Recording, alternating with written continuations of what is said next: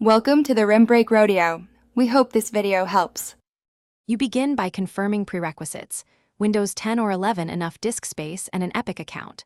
Open the Epic Games launcher now and sign in. This is where Fortnite installs and updates from. Once signed in, click Library to start the download. Make sure you select the correct installation drive, otherwise you'll run out of space. If you prefer the Microsoft Store version, open Store and search Fortnite. Sign in with the same account so saves sync correctly. You now download and install Fortnite. Monitor progress in the launcher so you know when it finishes.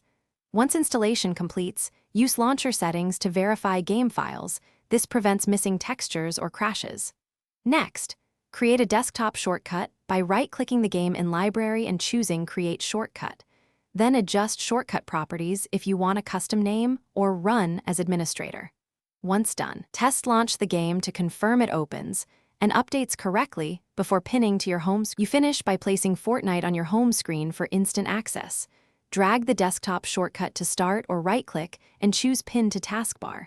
For a tiled start icon, drop it into the Start menu and resize the tile.